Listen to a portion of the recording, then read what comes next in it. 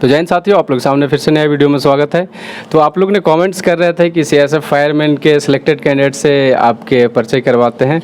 तो ये सर हैं, देखिए इनका सिलेक्शन 2071 वैकेंसी में हुए थे और अभी फ़िलहाल में इनके 2 साल से 3 साल एक्सपीरियंस हो गया और 17 में कि 19 में ट्रेनिंग किए थे और अभी चल रहा है 4 साल इनके एक्सपीरियंस हो गए। तो आपके टाइम में कितने वैकेंसी थे? हमारे टाइम में जब फॉर्म भरा गया था तब 450 के आसपास वैकेंसी था। तो देखिए 450 के आसपास वैकेंसी थे और वैकेंसी 450, लेकिन आपके एग्ज़ाम के बाद वैकेंसी बढ़ाए भी गए थे। एग्ज़ाम होने के बाद 898 वैकेंसी कर दिया गया था उसको। पहले तो वैकेंसी कम था, फॉर्म भरा गया, बाद में एग्ज़ाम हुआ, एग्ज़ाम के बाद वैकेंसी को डबल कर दिया गया था। मतलब डिपार्टमेंट को ऐसा लगा कि कैंडिडेट्स ज़्यादा है और वैकेंसी को बढ़ाना पड़ गया कैंडिडेट्स के अकॉर्डिंग। और इस बार भी आपके 90 से 95 हज़ार कैंडिडेट्स है, तो अभी भी कुछ इन्फॉर्मेशन आ रही है कि आपकी वैकेंसी बढ़ाई जाएगी। तो सर आपने कैसे तैयारी किया था वो थोड़ी सी स्टूडेंट को बताइए, कैसे प्रिपरेशन, आपकी स्ट्रेटजी कैसी रही वो बताइए। स्ट्रेटजी सबसे पहले तो एग्ज़ाम जो है CHS लेवल का ही होता है। 12th लेवल का अगर पूछा गया, साइंस मांगा गया तो उसमें 12th को तो बीच में कंक्लूड करेंगे। तो CHS लेवल की जो तैयारी कर रहा था उसका तो कंफर्म है, उसका तो हो जाएगा अच्छा। तो GD लेवल की तैयारी कर रहा है उसको थोड़ा करना मतलब पड़ेगा। 5% आपको क्या 5-10 क्वेश्चन आपके आ जाते हैं आपके एग्ज़ाम से, वो आपके CHS लेवल्स का जो भी आपके स्टैंडर्ड 12th वाले सिलेबस होते हैं, जैसे आपके 1-2 क्वेश्चन आपके डिफरेंशिएशन या तो 1-2 क्वेश्चन, मतलब 5 क्वेश्चन के आपके अंदर रहते हैं। हाँ, 12th का फिजिक्स केमिस्ट्री मैथ का भी क्वेश्चन काफ़ी पूछा जाता है। मैथ के जो 12th लेवल के क्वेश्चन है वो भी काफ़ी पूछा है। GD के लेवल जो 10th लेवल के क्वेश्चन है वो भी पूछते हैं, लेकिन 12th लेवल के भी क्वेश्चन पूछते हैं। ऐड कर दिया गया, कुछ ऐड करते हैं। जो 12th लेवल का तैयारी करके आएगा उसका तो सिलेक्शन हो जाएगा, बाकी तो एवरेज में रहेंगे। यही है। इस बार भी देखिए वैकेंसी बढ़ाने की चांसेस है। आपके 1800 आपके वैकेंसी आपके सुने जा रहे हैं कि 1800 आपकी वैकेंसी किया जाएगा एग्ज़ाम के बाद। तो आपके टाइम पे कट ऑफ कितना गया था? कट ऑफ का कह नहीं सकते क्योंकि अलग अलग स्टेट का सबका अलग अलग कट ऑफ जाता है। जैसे तेलंगाना साउथ सेक्टर का अलग कट ऑफ था, ईस्ट सेक्टर में ज़्यादा कट ऑफ जाता है, राजस्थान हरियाणा यूपी में ज़्यादा कट ऑफ जाता है। तो कट ऑफ का अलग अलग हिसाब है। मतलब इंडिविजुअल कट ऑफ दिखाता है। हाँ, इंडिविजुअल स्टेट का अलग कट ऑफ रहता है, अलग वैकेंसी, हर स्टेट की अलग वैकेंसी दी होती है, उसी हिसाब से कट ऑफ जाता है। जिस हिसाब से एग्जाम की तैयारी करते हैं बच्चे उसी हिसाब से कट ऑफ जाएगा। ये कंफर्म मतलब नहीं फरमाता है कि आपके स्टेट में कितने कट ऑफ गए हैं। हाँ। ये दिखाता है नहीं, हाँ, स्टेट वाइज जब सिलेक्शन हो जाती है कट ऑफ दिखाएगा नहीं, सीधा सिलेक्शन हो जाएगी, आपका लिस्ट में नाम आएगा मतलब और आपको मेडिकल के लिए बुलाया जाएगा। कट ऑफ का कोई लिस्ट जारी नहीं करते हैं। कट ऑफ का खुद आप अपना कट ऑफ देख सकते हैं बस इंडिविजुअल की आपके कितने मार्क्स थे। मार्क्स भी दिखाते नहीं है, वो तो आपको आंसर की जब आएगी तब आप देख सकते हैं कि आपके कितने मार्क्स बन रहे हैं, उसमें कट ऑफ आपको बताएगा नहीं कोई। अगर मानते कोई कैंडिडेट्स अगर एग्ज़ाम दिया, उसके पेपर अच्छे गए, तो जैसे 1 लाख कैंडिडेट्स आपके एग्ज़ाम देंगे, उसमें से 1 लाख कैंडिडेट्स फिजिकल में पास है, उसमें से तो 2% कैंडिडेट्स जो कि अदर में सिलेक्शन हो गया होगा या तो फिर अब्सेंट होंगे कुछ, और 1 लाख में अभी 1149 वैकेंसी है, तो कितने रिजल्ट देने की संभावना है? रिजल्ट मतलब जैसे ये 1 लाख में कितने को मेडिकल के लिए बुलाएंगे? हाँ, ये सही पूछा आपने।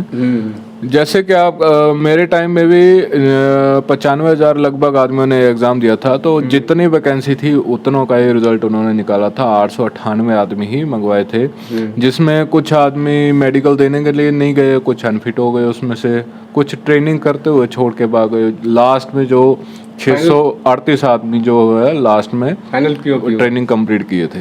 यानी आपके इस बार 1800 सुनाई में, मतलब कि जो भी इन्फॉर्मेशन आ रही है कि आपके वैकेंसी को 1800 तक कैंडिडेट्स को लिया जाएगा।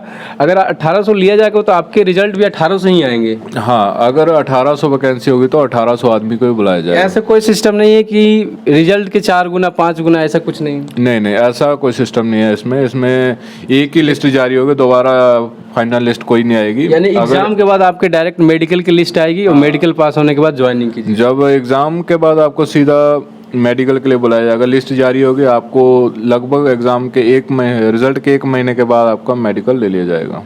ओह अच्छा। अब आपकी जब सिलेक्शन हुए थे तो आपकी मेडिकल टाइम पे, मतलब मेडिकल कैसा लिया जाता है, ज़्यादा हार्ड या नॉर्मल? नहीं, मेडिकल नॉर्मल लिया जाता है, इतना हार्ड नहीं है। नॉर्मल मेडिकल अलग अलग सेंटर का, हमारा दिल्ली में हुआ था, किसी का रांची में हुआ, किसी का कहीं हुआ, अलग अलग सेक्टर का अलग अलग मेडिकल। मतलब CSF के द्वारा ही मेडिकल लिया जाता है? नहीं, इसमें अलग अलग डॉक्टर रहते हैं, CISF के या कुछ ITBP के, अकॉर्डिंग टू मतलब यूनिट्स के ऊपर। यूनिट्स के ऊपर।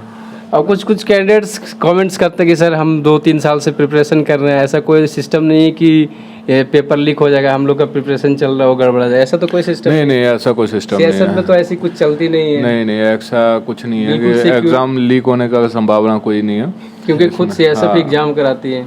हाँ, क्योंकि CISF फायर का एग्जाम कम ही लोग देते हैं, उनको कई जगह ऐसी हैं कि उनको फायर के बारे में पता भी नहीं है।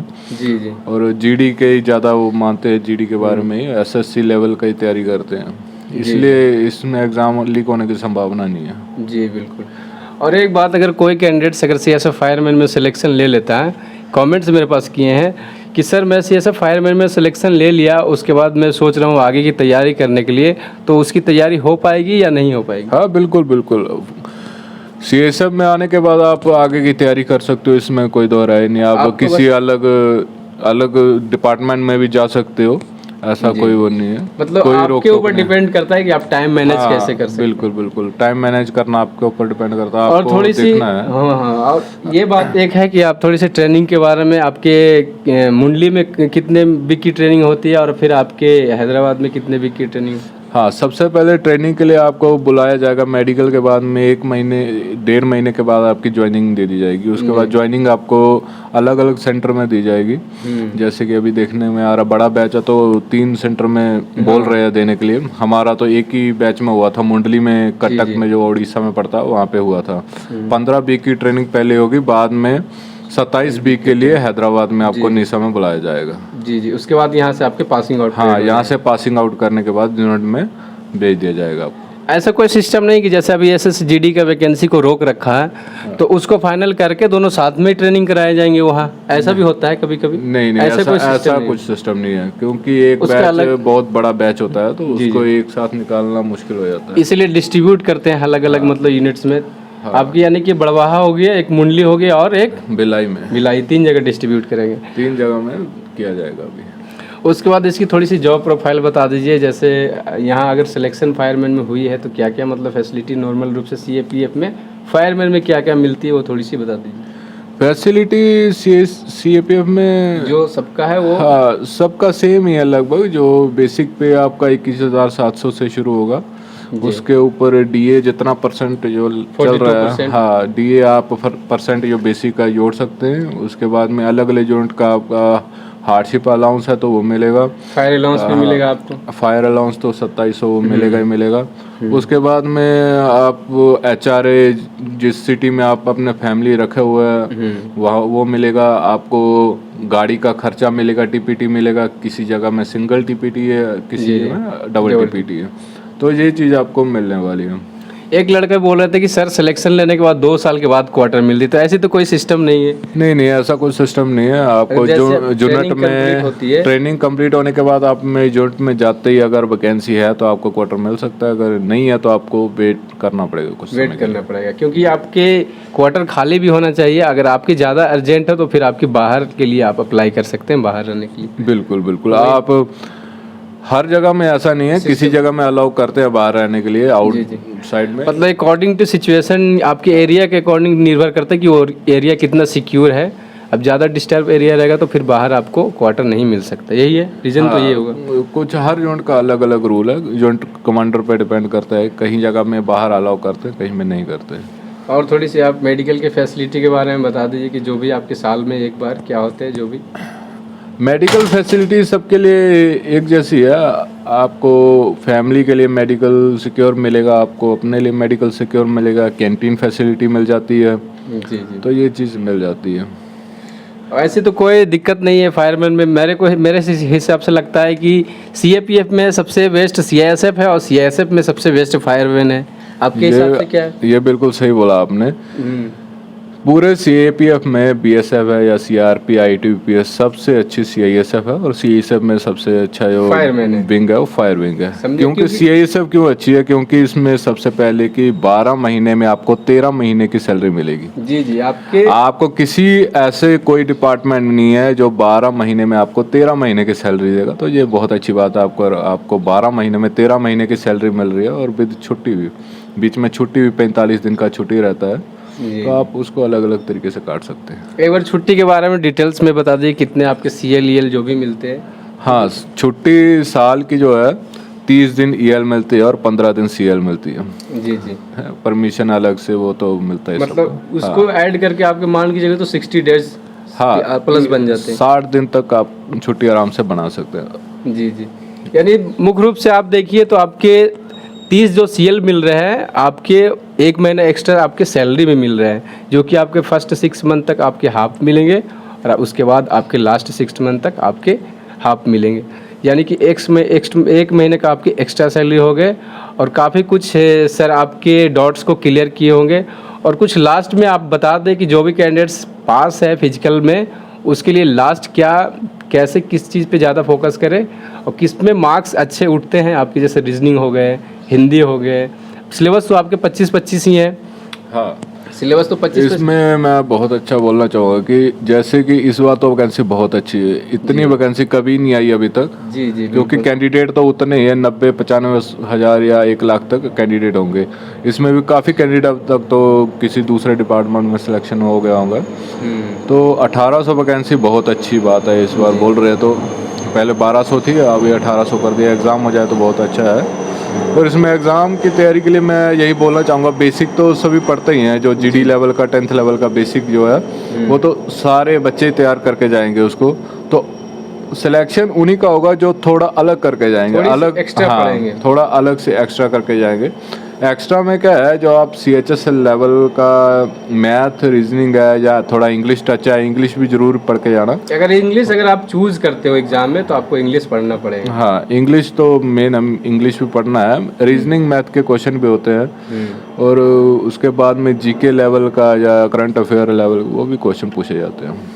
यानी करंट अफेयर मान के चलिए, जैसे एग्जाम की डेट अगर मानते हैं अगस्त में आती है, अगर अक्टूबर में, अगस्त तो भी चल रही है, अक्टूबर में आती है, तो यानी जनवरी से लेकर अक्टूबर के बीच में करंट अफेयर आ सकती है। हाँ, करंट अफेयर अगर एग्जाम के ऊपर है, अगर एग्जाम आपका अक्टूबर में डिपेंड करता है तो अक्टूबर से जो 6 मंथ आप लेके चल सकते हैं। मतलब करंट अफेयर आएंगे। और GK में आप फिजिक्स केमिस्ट्री कभी मत छोड़ना, वो जरूर पढ़ के जाना।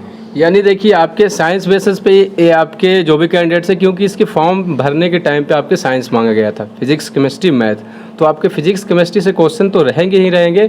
और आपके लेकिन बायोलॉजी का तो क्वेश्चन, हाँ, बायोलॉजिकल तो 1-2 क्वेश्चन रहते होंगे बायोलॉजी का। लेकिन मुख्य रूप से आपके 4 सब्जेक्ट में आपके मान के चलिए तो 12th लेवल की आपके 2 से 4 क्वेश्चन देखने को जरूर मिलेगा।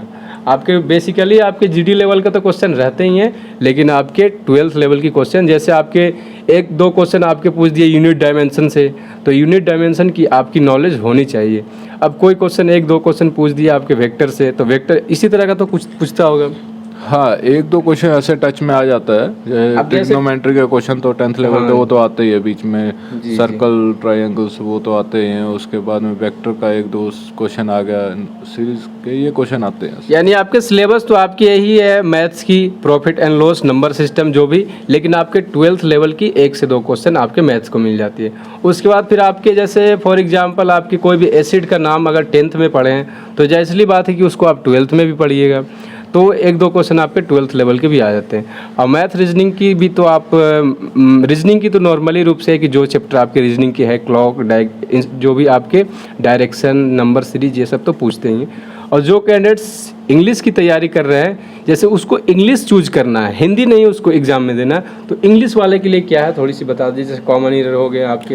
हाँ, इंग्लिश के लिए तो आप कोई भी अच्छा सा चैनल देख सकते हैं, इंग्लिश जो टीचर पढ़ाते हो, बहुत अच्छे से टीचर है यूट्यूब पर। यानी जो आपके SSC लेवल की इंग्लिश जो होती है, CHS लेवल की, हाँ, या तो CPU लेवल की, वो कवर CPU लेवल थोड़ी हार्ड में थोड़ा सा हार्ड रहता है, उसमें कुछ मिस भी किया जाता है क्योंकि पेपर 2 में पूछा जाता है बाकी वाला। तो इसमें ऐसा नहीं है, इसमें एक ही पेपर होगा, एक ही में सब कुछ पूछा जाएगा। इसमें कॉमन एरर हो गए, एंटोनियम सिनोनिम्स हो गए, तो ये चीज़ें ज़्यादा पूछी जाती हैं। ठीक है, ABCD पजल्स जो भी है ये पूछा जाता है ज़्यादातर। यानी जो कैंडिडेट्स इंग्लिश की सोच रहे हैं कि मैं एग्ज़ाम में इंग्लिश को सेलेक्ट करूंगा, तो उनको आपको जो सर बताएंगे वो पढ़ना होगा। तो सर का देखिए आज का इंटरव्यू यही रहा, आप लोग को काफ़ी अच्छे से डाउट क्लियर किए होंगे। तो फिर नेक्स्ट वीडियो में मिलते हैं, तब तक आप लोगों को बताने की ज़रूरत नहीं, चैनल को सब्सक्राइब भी कर सकते हैं और ना भी कर सकते हैं। तो मिलते हैं अगले वीडियो में, तब तक के लिए जय हिंद, जय भारत।